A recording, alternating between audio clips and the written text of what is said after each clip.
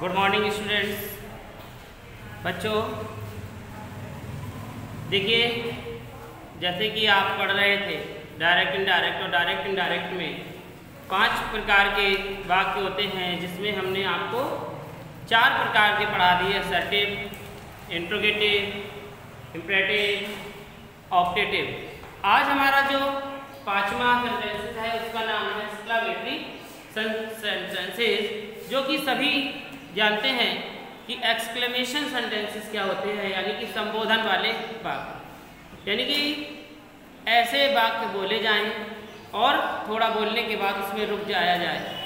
जैसे कोई खुशी हो और उसके बाद वाक्य को रोका जाए फिर आगे बढ़ाया जाए। जैसे कोई दुख हो उस वाक्य को बोला जाए और फिर रुक जाया जाए। फिर जैसे कोई सुनते हैं कोई चीज़, आपने देखा होगा कि कभी किसी ने आकर कोई आपसे सूचना दी, आपने कहा अरे, और फिर आप वहाँ पर स्टॉप हो गए, फिर वाक्य आगे बढ़ा। इसी प्रकार से जो सेंटेंसेस होते हैं ये एक्सक्लेमेशन सेंटेंसेस होते हैं, जिसके वाक्य में क्या आ जाता है, एक्सक्लेमेशन चिन्ह। इस प्रकार का आपने देखा होगा, ठीक है। तो देखिए, इसमें खुशी और शोक 2 प्रकार के ये वाक्य हैं। खुशी के लिए जॉय और दुख के लिए सौरो का यूज कर रहे हैं। तो चलिए सबसे पहले इसमें हम लोग रूल्स लिख लेते हैं। लिखेंगे, यदि वाक्यों में प्रसन्नता, यदि वाक्यों में प्रसन्नता, यदि वाक्यों में प्रसन्नता, प्रसन्नता का मतलब जॉय, यदि वाक्यों में प्रसन्नता, जॉय, शोक, सौरो, शोक, सौरो या आश्चर्य, या आश्चर्य यानी कि सरप्राइज, आश्चर्य, सरप्राइज आदि प्रकट किया जाता है या प्रकट होता है।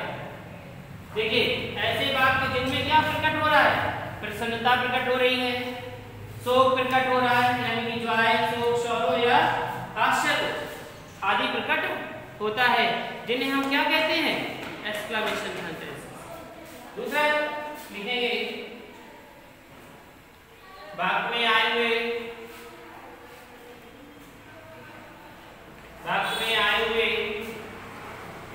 कॉमा इन्वर्टेड कॉमा को हटा देते हैं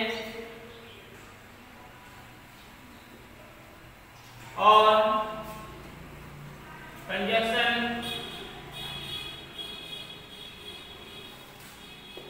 दैट का प्रयोग करते हैं। कंजक्शन दैट का प्रयोग करते हैं। कंजक्शन दैट का प्रयोग करते हैं, ठीक है। देखिए, आपने कंजक्शन को ध्यान रखना बहुत जरूरी बात है। जैसे कि हमने आपको एक टेबल बनवाया था, चार्ट बनवाया था, चार्ट के माध्यम से हमने सभी आपको लिखवा भी दिए थे। जैसे कि सबसे पहले असर्टिव होता है, उसमें दैट आता है, ठीक है। इसी प्रकार से आपका जो इंट्रोगेटिव सेंटेंसेस होता है उसमें इफ या वेदर आता है। इसी प्रकार से आपका जो इंपरेटिव सेंटेंस है कोई कंजक्शन का प्रयोग नहीं होता है, लेकिन वहाँ पर हम टू का प्रयोग करते हैं। और इसी प्रकार से आपने ऑप्टेटिव सेंटेंसेस पढ़ा, उसमें भी हम दैट का प्रयोग कर रहे थे। और अब की जो लास्ट आपका है एक्सक्लेमेटरी, इसमें भी हम किसका प्रयोग कर रहे हैं, दैट का प्रयोग कर रहे हैं। फिर अगर लिखेंगे रिपोर्टिंग वर्ब में आए हुए सेट के स्थान पर, आए हुए सेट के स्थान पर भाव के अनुसार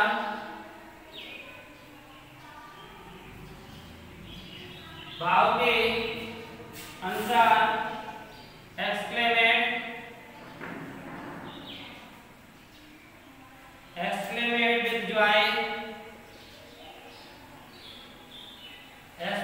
विद जॉय, या एक्सक्लेमेट विद या एक्सक्लेमेट विद डिलाइट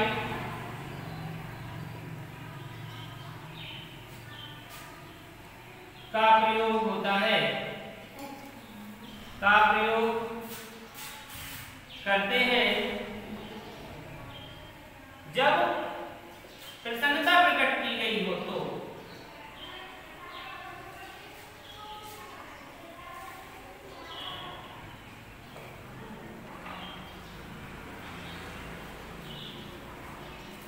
देखिए यहां भी इन्होंने क्या कहा, रिपोर्टिंग वर्ब में। अभी आपका रिपोर्टिंग वर्ब में सबसे पहले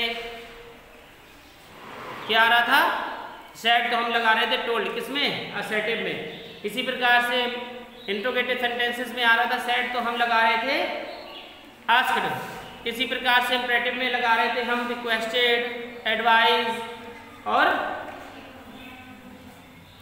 इसी प्रकार से इंपरेटिव सेंटेंसेस, ऑब्जेक्टिव सेंटेंसेस आया तो हमने उसमें वेस्ट, प्रेड या कर्स्ड का यूज किया। अब यहाँ पर देखिए दो चीजें प्रकट हो रही हैं। एक चीज कौन सी प्रकट हो रही है, आपकी प्रसन्नता। दूसरी चीज क्या प्रकट हो रही है, आपका दो। तो यहाँ पे देखिए सबसे पहले क्या लगाना है, वर्ब में आए हुए सेड के स्थान पर भाव के अनुसार एक्सक्लेमेट विद जॉय या एक्सक्लेमेट विद डिलाइट का प्रयोग होता है। कब, जब वाक्य में प्रसन्नता प्रकट की गई हो तो हम ये प्रकट करेंगे, ठीक है। फिर दूसरा लिखेंगे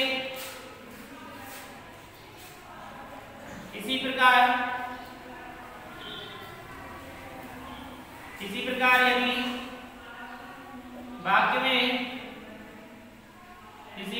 यदि वाक्य में शोक प्रकट किया गया है,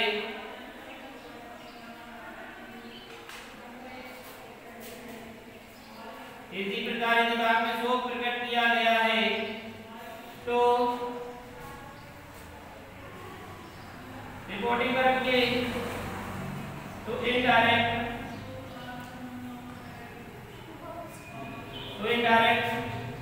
के वाक्यों में सेड के स्थान पर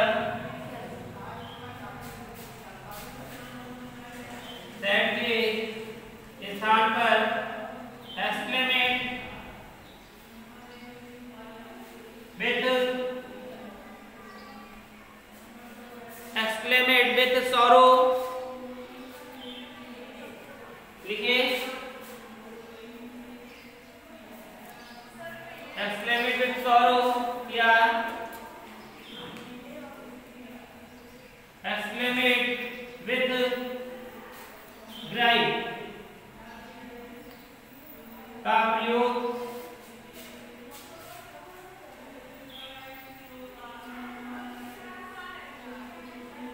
होता है, ठीक है। देखा आपने क्या है। इसी प्रकार यदि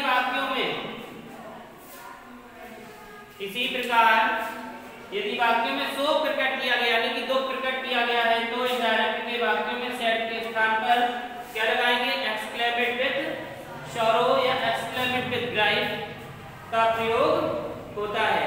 नोट कर लीजिए इसे और समझ में आ रहा है यहाँ से इनके रूल। यदि वाक्य में क्या है, खुशी उत्पन्न हुई हो तो क्या लगाएंगे, एक्सक्लेमेट विद जॉय, और अगर दुख प्रकट हुआ हो तो एक्सक्लेमेट विद सॉरो, ठीक है। नोट कर लें, फिर हम इसके आपको एग्जांपल भी बता रहे हैं।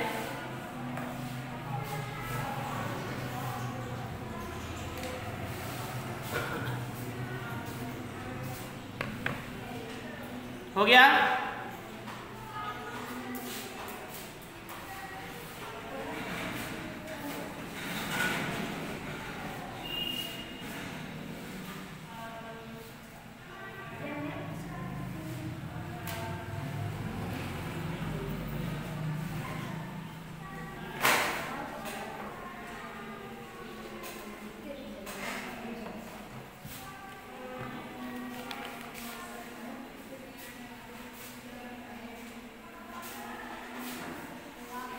आप लोग एक पॉइंट और लिखेंगे डायरेक्ट के वाक्य में आए हुए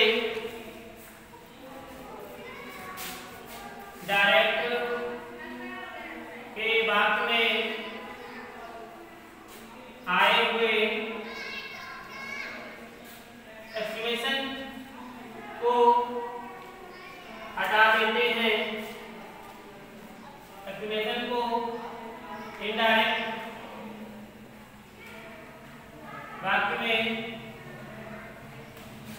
हटा देते हैं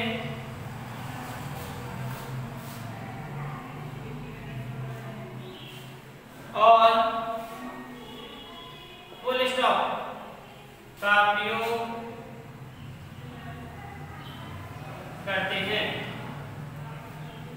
और फुल स्टॉप का प्रयोग करते हैं।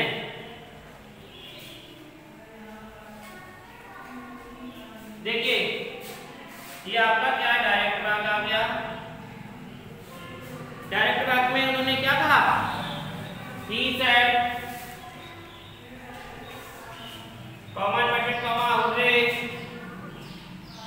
देखिए ये आ गया, चलिए आ गया। He said comma inverted comma hurray my old friend has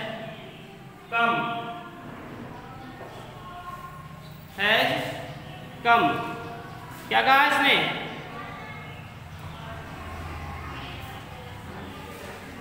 मेरा पुराना दोस्त आया है। या जब देखिए इनडायरेक्ट हम बनाएंगे तो क्या करेंगे, हम ही के स्थान पे ही और सेट के स्थान पे हमने आपको बदलने के लिए कहा है, लेकिन यहाँ पे क्या लगा है, हुर्रे। और हुर्रे के अनुसार यहाँ पर उसको खुशी हो रही है, खुशी क्योंकि क्यों हो रही, क्योंकि उसका पुराना दोस्त आया है। तो यहाँ पे हम क्या करेंगे, एक्सक्लेमेट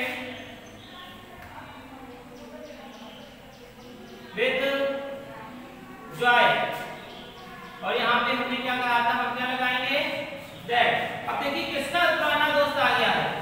अब यहाँ पे तीसरा पर्सन बताएगा ना उसे कि किसका पुराना दोस्त है, उसका पुराना दोस्त है। तो माई मेरा नहीं है, यानी कि हिज ओल्ड फ्रेंड हैज को क्या कर देंगे, हैड, क्योंकि ये पास्ट में चला गया है ना। समझ में आ गया सभी को कि he exclaimed with joy that his old friend had come। समझ में आया सभी को। तो इस प्रकार से जब खुशी वाला वाक्य होता है उसे इस प्रकार से हम व्यक्त करते हैं, ठीक। अब देखिए इसी प्रकार से शोक वाला अगर वाक्य हो, यानी कि दुख वाला वाक्य हो, तो कैसे करेंगे,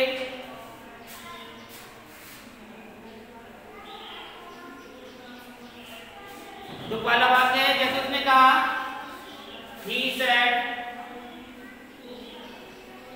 comma inverted comma alas,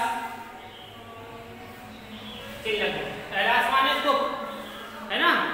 he said comma inverted comma alas I am ruined,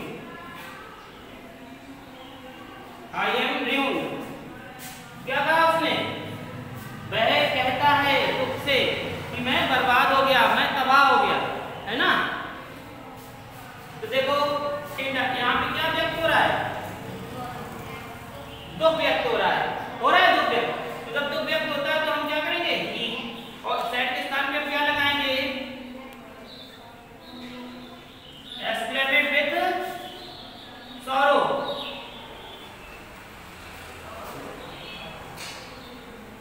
एक्सक्लेमेट with sorrow और फिर यहाँ पे हम लगाएंगे दैट। अब देखो अब यहाँ पे आई आया है, कौन बर्बाद हो गया, कौन बर्बाद हुआ, वह है ना। तो क्या आ जाएगा, इसको क्या बदलेंगे, ही में, और इसको बाज में, क्योंकि ये पास्ट में चला गया, और यून का यून।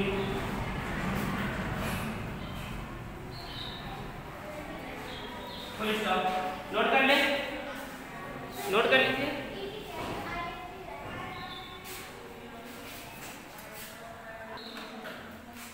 तो ये आपको समझ में आ गया सभी बच्चों। ये था आपका कौन सा, खुशी वाला, और ये था आपका दुख वाला। तो दो सेंटेंसेस थे इसमें, खुशी का और दुख का। इसी प्रकार से आपको आगे के सेंटेंसेस भी करने हैं। तो चलिए नोट कर लीजिए, हम बोले दे रहे हैं।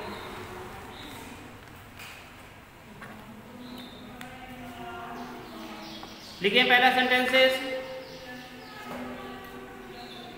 The student said, the student said comma inverted comma. The student said, comma inverted comma, alas,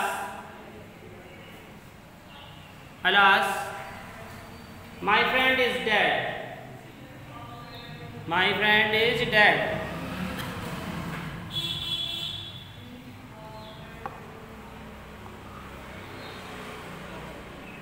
दूसरा लिखेंगे, दूसरा सेंटेंसेस पहला लिख लिया, the student said comma inverted comma alas my friend is dead. Comma inverted comma से उसे बंद भी करना है। दूसरा लिखिए, he said comma inverted comma, he said comma inverted comma alas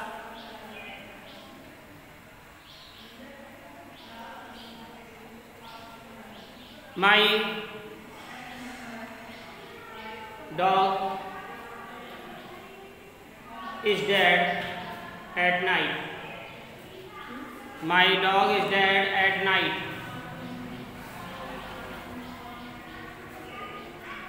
Next लिखेंगे,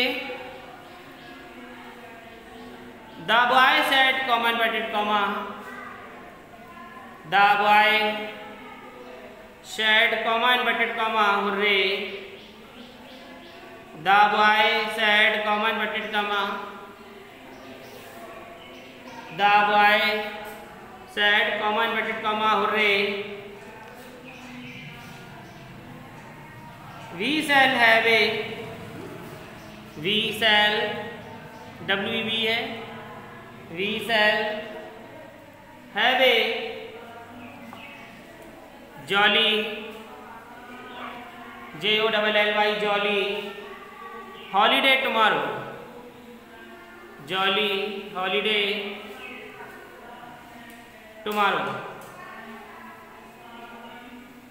फुल स्टॉप। अगला लिखेंगे, the boy said comma inverted comma, the boy said comma inverted comma hooray. The boy said comma inverted comma hooray, I have won the match. The boy said comma inverted comma hooray. The boy said comma inverted comma hooray, I have won the match. I have won the match. Full stop. फिर अगला लिखेंगे, Ajay said comma inverted comma, Ajay said comma inverted comma